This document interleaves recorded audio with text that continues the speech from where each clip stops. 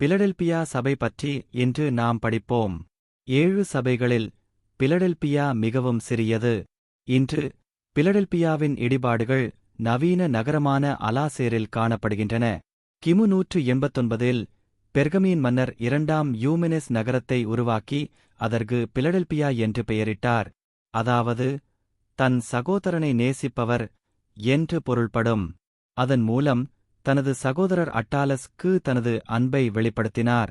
பின்னர் கிமு 133இல் கடைசி பெர்கமீன் மன்னர் அட்டலஸ் இறந்து அவரது ராஜ்யத்தின் முழு நிலத்தையும் ரோமானியர்களுக்கு மாற்றினார். ரோமானிய காலத்தில் பிலடெல்பியா செழித்தது. இருப்பினும் இது அதிக நில அதிர்வு மண்டலத்தில் நிறுவப்பட்டதால் நகரம் அடிக்கடி பூகம்பங்களை சந்தித்தது.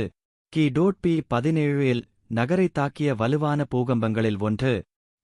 மக்கள் லத்தீன் மொழியை பேசினர். கி.பி. 1ஆம் நூற்றாண்டின் நடுப்பகுதியில் அப்போஸ்தலன் பவுல் எபேசஸ் என்ற பெரிய நகரத்திற்கு வந்து அங்கு ஒரு பெரிய கிறிஸ்தவ கூட்டமைப்பை நிறுவினார். பவுல் எபேசஸில் 3 ஆண்டுகள் இருந்தார். அந்த நேரத்தில் இயேசுவின் நற்செய்தி எபேசஸிலிருந்து பிலடெல்பியா நகரம் உட்பட அதை சுற்றியுள்ள முழு மாகாணத்திற்கும் பரவியது. இதன் விளைவாக பிலடெல்பியாவிலும் ஒரு கிறிஸ்தவ கூட்டுறவு பிறந்தது. அது பிலடெல்பியா தேவாலயம். அந்த டொமிஷியன் காலத்தில் கி.பி. 81 முதல் 95 வரை பிலடெல்பியா தேவாலயம் ஏற்கனவே சுமார் 25 வயதாக இருந்தது. ஆனால் ரோமானிய பேரரசில் உள்ள அனைத்து கிறிஸ்தவர்களுக்கும் இது ஒரு கடினமான நேரம், கடுமையான துன்புறுத்தலின் காலம். பிலடெல்பியாவில் அதன் பொருளாதாரத்தின் முக்கிய ஆதாரம் பள்ளத்தாக்கின் பணக்கார திராட்சைத் தோட்டங்களில் இருந்து வந்தது. இருப்பினும் பேராசை கொண்ட டொமிஷியன் உண்மையில் திராட்சைத் தோட்டங்களை பிலடெல்பியர்களிடமிருந்து கைப்பற்றினார். பிலடெல்பியா சபை பின்வரும் பாடங்களைக் கற்பிக்கிறது. முதலில் அவர்களுக்கு ஒரு திறந்த வாசல் இருந்தது. நான் உங்களுக்கு முன் ஒரு திறந்த வாசலை வைத்திருக்கிறேன், அதை யாரும் மூட முடியாது. கர்த்தர் தம்முடைய வார்த்தையை கேட்க ஒருவருக்கு ஒரு வாசலை திறக்கும்போது அதற்கு எதிராக எதுவும் மேலோங்க முடியாது. கிறிஸ்து சாவியை வைத்திருக்கிறார், அவர் கதவை திறக்கிறார். எனவே பொறுமையாக இருங்கள், கடினமாக ஜெபிக்கவும், அதிகமாக நேசிக்கவும், சாட்சியாக இருங்கள் மற்றும் கடவுளுடைய ஊழியத்தை செய்ய வாய்ப்புக்காக காத்திருக்கவும். இரண்டாவதாக அவர்களுக்கு கொஞ்சம் பெலன் இருந்தது. பிலடெல்பியா சபை மிகக் குறைந்த பெலன் கொண்டிருந்தது.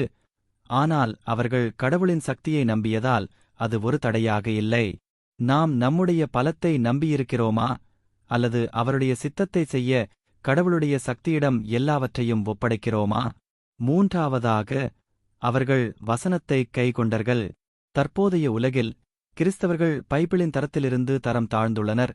ஏனென்றால் கடவுளுடைய ஆசைகள் மற்றும் பைபிளில் உள்ள கடவுளுடைய வார்த்தையின் மூலம் வெளிப்படுத்தப்படும் அவருடைய சித்தம் நாம் அறிந்திருக்கவில்லை.